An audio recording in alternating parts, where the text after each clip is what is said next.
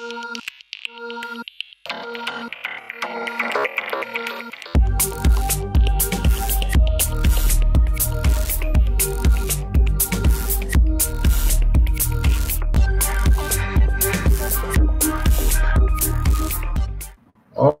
right, welcome back, ladies and gentlemen. I hope it has been useful and informative so far, and we are moving on now with our next presentation.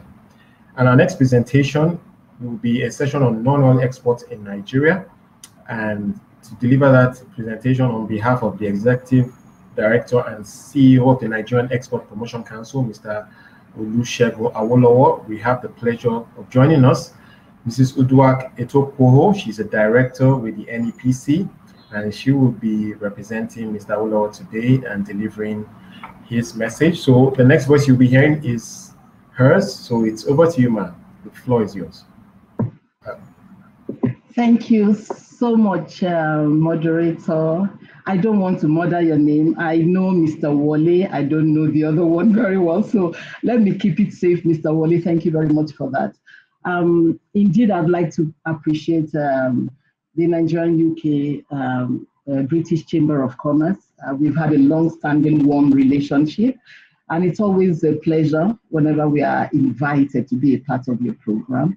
I bring greetings from my Chief Executive Officer, the Executive Director of the Nigerian Export Promotion Council, Mr. Olusegun Awolowo, who has to honestly, urgently attend to some state matters. He would have loved to be here. So even though I'll be speaking in his capacity, I'll try to speak his voice. Nigeria has had fantastic relationship over time with the UK for obvious reasons. I do not want to go over what some of the speakers would possibly have addressed, but we may just need to mention that Nigeria is part of the Commonwealth. That is, there's no gainsaying. We have a common official language. We have a large Nigerian diaspora population in the UK. We have basic historical links, political links, social links, and maybe until recently was the preferred, the UK usually was the preferred destination for tourism, medical tourism, and indeed tourism. We also have just about 7 hours in between the two countries. So, of course, there's no gainsaying that it is profitable for both Nigeria and the UK to continue to have positive trade relations.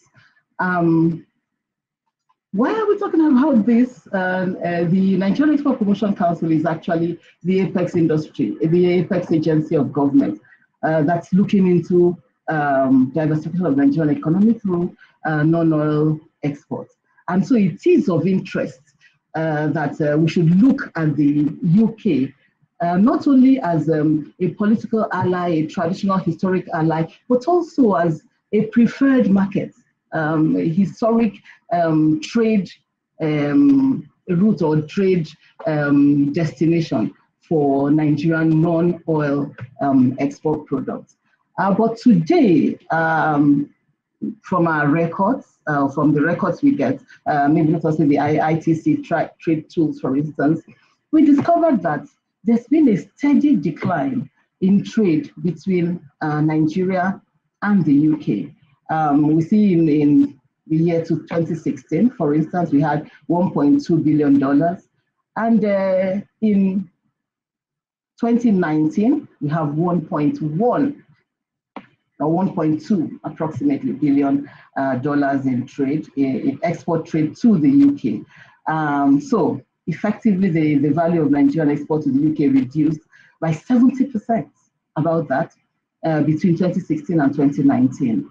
And then we also discovered that UK's biggest exports, largest export to Nigeria, is refined oil.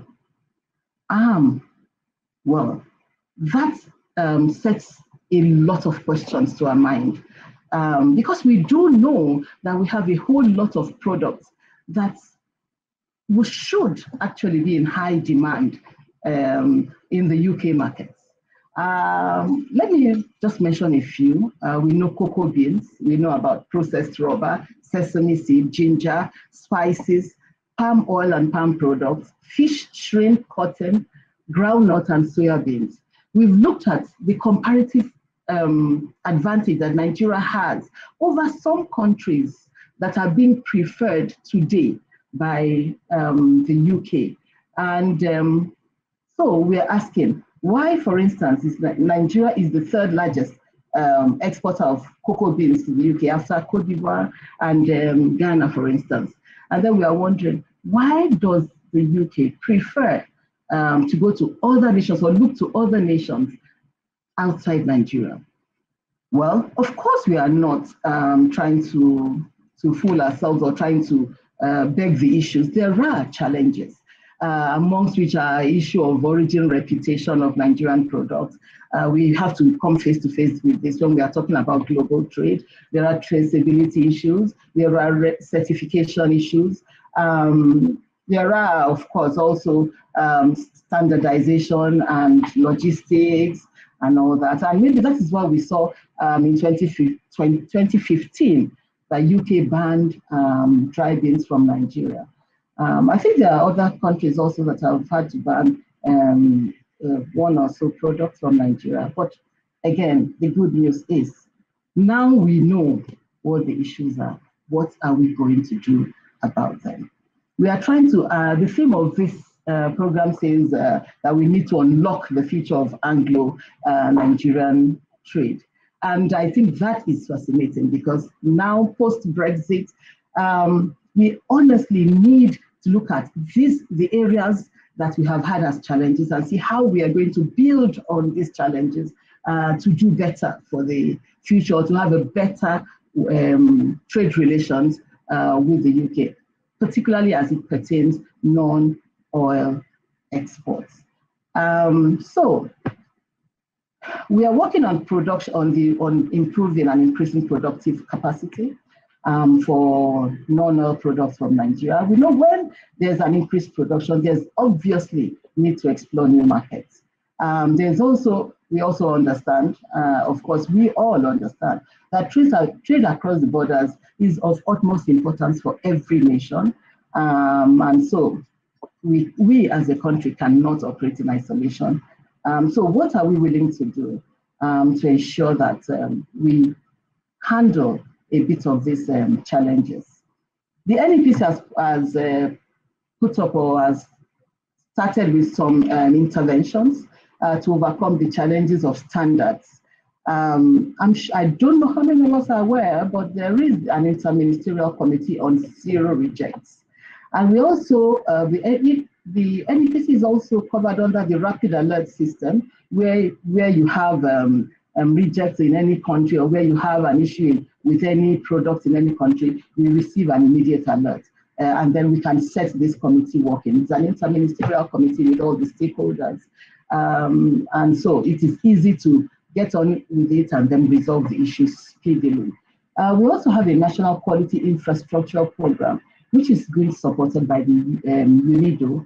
The whole idea, of course, is also to check standards and ensure that we maintain global practices, both in production processes and also in our agricultural produce. So there is also the Export Competency Development Program that is a collaboration between NEPC and the Center for Promotion of Imports from Developing Countries, the CDI.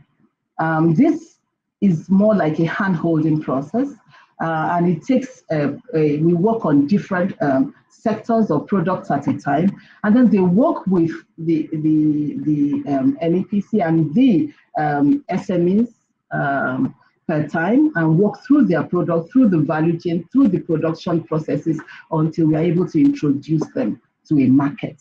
And then to ensure also that the process meets international standard. I'm glad to also say that as we speak, Nigeria has already attained the EU third country listing, which is an eligibility criteria for exporting honey to the EU market. Of course, we can also have bilateral discussions with the UK on this. The important thing is we already have the third country listing, so it paves way for further bilateral discussions with other countries. We are currently also going on advocacy and creation of awareness of quality standards for exports with the private sector. I must state here that it is key that the public sector works with or collaborates closely with the private sector in developing non-oil exports, because it is the private sector that really does the business. We create the enabling environment as governments, and the council is always ready to do that. Where we don't have that capacity, the technical know-how, we work with our technical partners to get that. So I'd like to also state here that the Nigerian Export Promotion Council in August 2019 signed an MOU with the UK to increase bilateral trade through the following interventions: trading and technical support for export capacity building, market access and business linkage, implementing single window, and I had that in the last session, the single window system, development of goods clearance plan, national quality infrastructure and certification. And this would be important because we want to know how to, a lot of our exporters actually have complained on how they cannot enter the UK market for a lot of trade barriers and a lot of reasons. And so working closely with the UK authorities would enable our exporters get well informed, well educated on what they need to do, standards they need to meet to be able to enter that market easily. So what is the way forward? We are looking at the large diaspora population, and we see that as an immeasurable resource, not just for remittances. And we are thinking that we need to work closely, particularly post-COVID, with this diaspora community. We are already in touch with Nigerian Diaspora Europe, Nigerians in Diaspora Europe, and we are still having conversations with them. We are trying to garner support for the implementation of the Nigerian Diaspora Export Program. We have discussed on this forum before now, and it's still a discussion that is still on the table. We think the time is right for this program. This is a three-pronged approach to getting Nigerian products out there in countries where we think are destination for our products, particularly where Nigeria has large diaspora population, and indeed African large African diaspora population. This program is three-pronged. It consists of the Nigerian Heritage City, which is going to be like a platform, an enclave really, where you can have all services from Nigeria. If you want drummers and you want to learn how to beat the Nigerian talking drum, you should be able to find someone who will tell you that there. If you want to teach your children who are residents, for instance, in the foreign country, if you want to teach them local languages, you should be able to get those services there, or indeed have braids for your hair that looks like, oh, what you've been seeing. Oh, I want my child to look African and I need somewhere to take them to have their braids or their hair done. You should have it there. So it essentially gives services to Nigerians in diaspora. That feel of home. If you want Ashwabi and you think, oh my goodness, we can't have it here, how do we organize that? Someone there should be able to get materials from home, whether it's the kente, whether it's the ajire, all those fabrics, we should be able to get them there. So we think that is a fantastic idea. It's essentially, again, it should be run by the private sector, but we as a council are willing to create that platform that would make that function effectively, create the enabling environment. I think it's often said. Then, so we are also looking at the second point, which is the Nigerian cuisine beyond borders. I think recently we have been on social media. We've been seeing a lot of hype on Nigerian fufu. and a lot of other foods. We need to leverage on that. This program was on even before that got into social media. So it means we are on the right track. We have foods that are enjoyed by most foreigners who visit Nigeria. And so we should use this as an opportunity also to showcase Nigerian foods to the world. I mean, we eat foods from other countries and we think they are nice. I think it will be an opportunity for us to also show our food to the world, and we might just be pleasantly surprised. Of course, we are looking at replicating this not only in the UK, in other cities around the world where we have large African population. We are working with NIHOTO to standardize the recipes for most of the food, so that when you use that recipe anywhere in the world, you should be able to get basically the same results. Then we're also looking at the third leg of this program. We're looking at the diaspora exports of non-oil exports, and we are saying if we have Nigerians, South Africans who are residents in UK, for instance, we don't need to get there. We can have is it a warehouse or something, and then we can now export goods that they demand from the people here, from the producers, from the SMEs, and then we export to that to the warehouse or to that platform. And anyone who wants to pick Nigerian food, yam, plantain, whatever it is, can just go to that warehouse or to that place, location, and then pick it up. And that would be an identified location that would be advertised and would be known by Africans in that city, or indeed everyone who loves Nigerian food. So we are also looking, apart from this, we are looking at building capacity, and indeed we are building capacity for SMEs on good agricultural products because we know that is the way forward. It can be business as usual. Indeed, we are talking about global trade, and nobody would give Nigeria special recognition to do what they shouldn't be doing. So we have to fall in line with guidelines and be transparent, both in our trade and in our processes, if we are going into agro processing. So we're also trying to promote good manufacturing processes along value chain of identified products. We are looking at packaging, which is key, of course. We know that sells products. We are working with all our relevant technical partners, such as CBI, ITC, GIZ, and others, to ensure also the certification organizations like NICERT, EcoCert, Global Gap, to see that we standardize Nigerian products. Of course, there is absolute need for continuous engagement on this, and NEPC is working with other agencies, public sector, and of course, the private sector agencies to ensure that we get the change that we desire.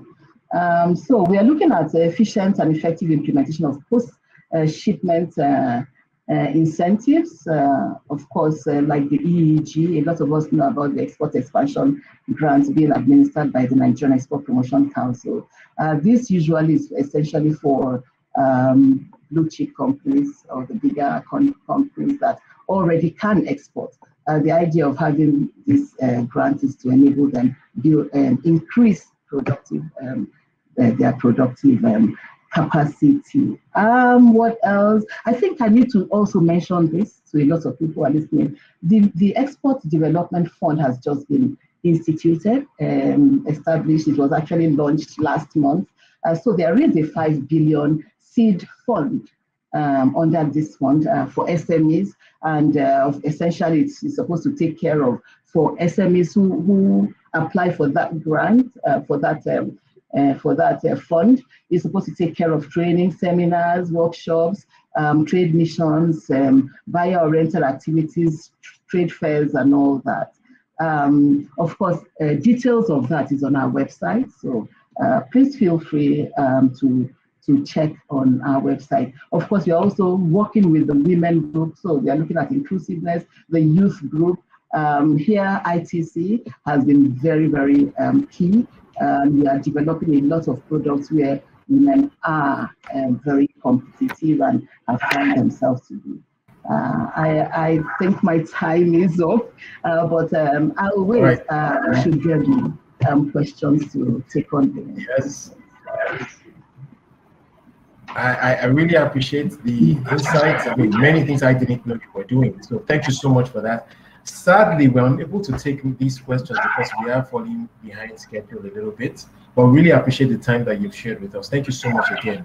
Uduak Etokoro, she's a director at the NEPC, sharing some useful insights on the activities of the NEPC and, of course, how Nigerian entrepreneurs can get involved in the trade of non-oil, or in the exports, rather, of non-oil products. Thank you so much again. All right, so we're moving on to what I think is a very important element of the program. We want to hear from, if you like, the local authorities about doing business here in Nigeria. And of course, in the context of doing trade with the UK and of course elsewhere. And making that presentation and also taking a few questions afterwards will be representing Dr. Jumoke Oduwole, the Senior Advisor to the President on Ease of Doing Business. We have Toyin Bashir. Just to introduce her very briefly, she is one of 12 partners in Banwa Nigodalo, a top-tier legal institution, and she's one of the pioneering members of the Enabling Business Environment Secretariat, EBES, which was set up in 2016 to implement as the implementation arm, rather, of the Presidential Enabling Business Environment Council, PEBEC.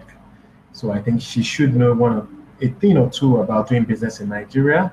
And so I'd like to now hand over to Toyin to make her presentation. Toyin, thank you so much for joining us. And as I mentioned, Toyin, shortly after your message, we want to take a couple of questions. So it's over to you. Okay, good afternoon, everyone. Good afternoon, Wole, and distinguished participants. Please permit me to first start by expressing the warm wishes of His Excellency, the Vice President of the Federal Republic of Nigeria and Chair of the Presidential Enabling Business Environment Council, that is PEBEC, as well as Dr. Jumoke Oduwole, the Special Advisor to the President on Ease of Doing Business, who is also the Secretary of PEBEC, who regrettably is unavoidably absent due to urgent official assignments running in parallel with this esteemed event. We thank the Nigerian-British Chamber of Commerce for inviting us to this very important event. So it is indeed my pleasure, actually, to be here to participate, even in an acting capacity, in the Nigerian-British Trade and Investment Expo for 2021. I mean, an event such as this is an important process, not just, as an event in itself, but in deepening the long-standing ties between Nigeria and the United Kingdom. It is very clear, it is abundantly clear that both our governments and the business communities realize there's enormous potential in our relationship. Now, so over the last 2 years or so, aside from private sector type business summits as this, the Nigerian and British governments have ramped up engagements over time, evidenced by sort of like the sheer number of high-level contacts of so many high-level officials. I mean, President Muhammadu Buhari's official visit, I believe, to the United Kingdom sometime in January 2020 endorses this fact, as this is a very important relationship.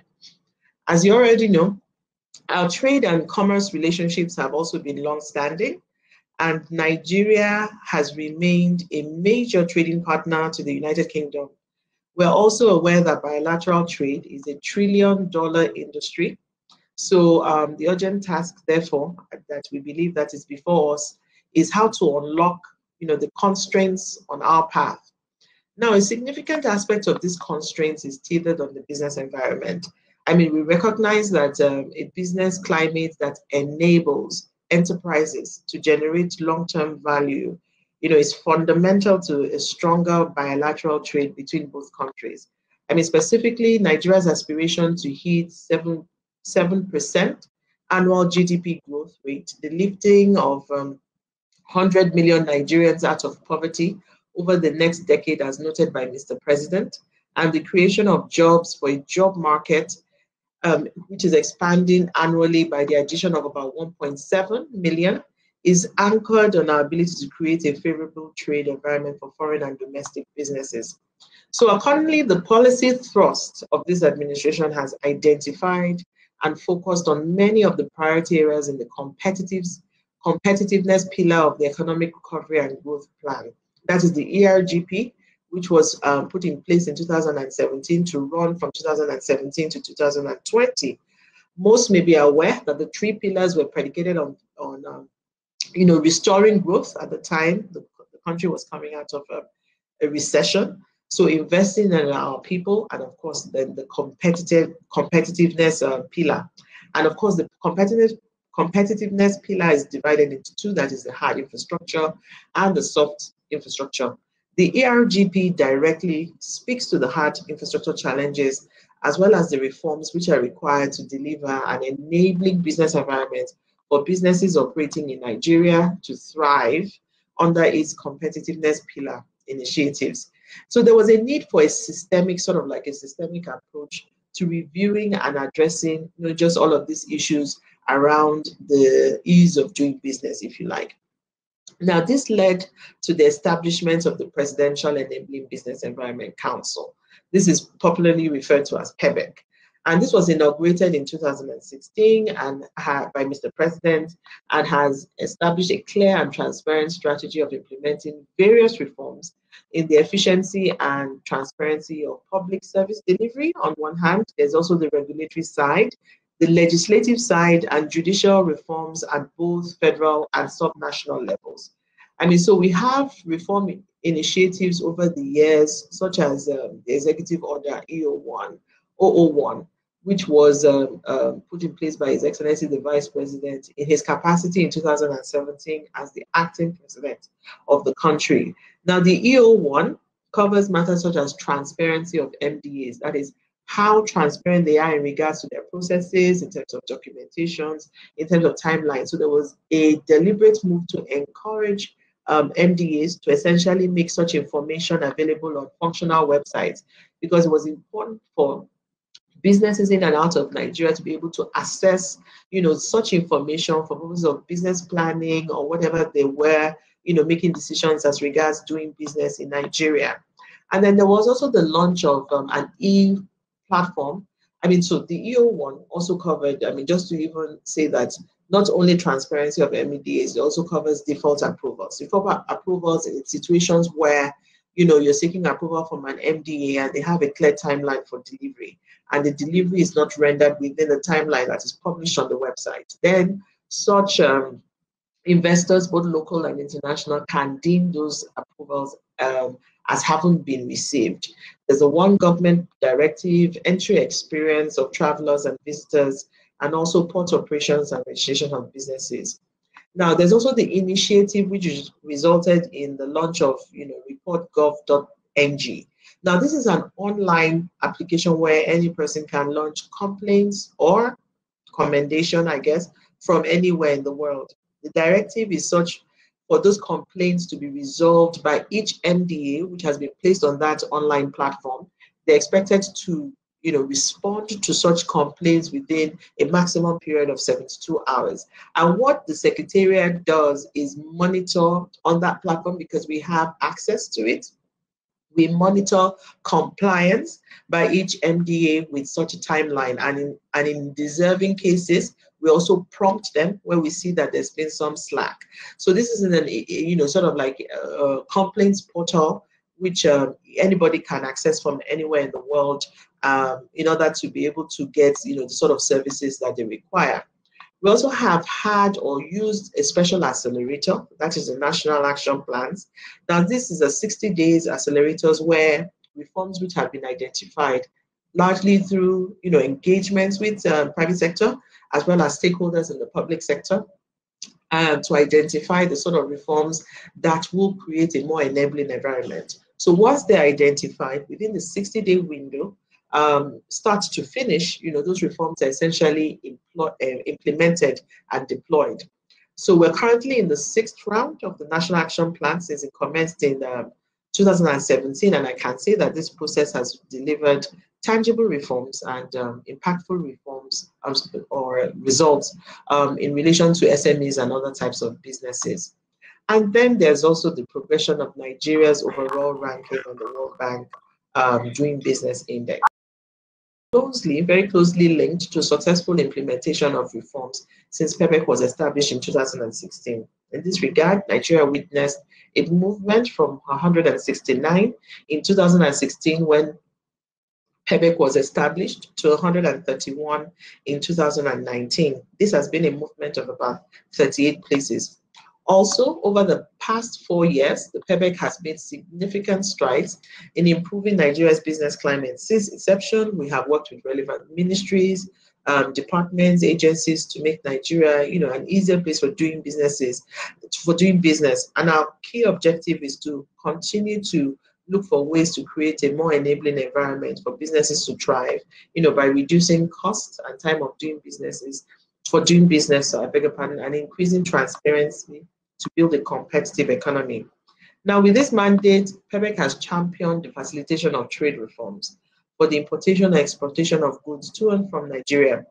For example, there was lots of engagement towards the elimination of multiple examinations of import cargoes.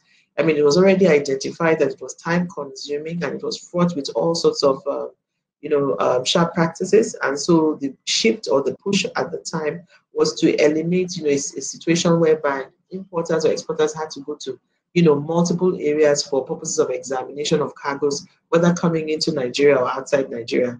Also looking at the documentation process, which seemed, a bit much. I mean, there was a comparison that was done in terms of documentation requirements in some countries in Africa, as well as some countries outside Africa, to see how many documents are actually being used in those countries, with a view to sort of like implementing a similar structures in Nigeria.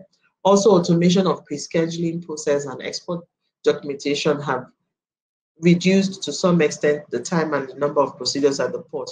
I mean, these reforms were necessary at the time, even as government at the time was having engagements with stakeholders, having brainstorming sessions with a view to, creating or working on a sort of like a roadmap for the launch of the ECustoms system.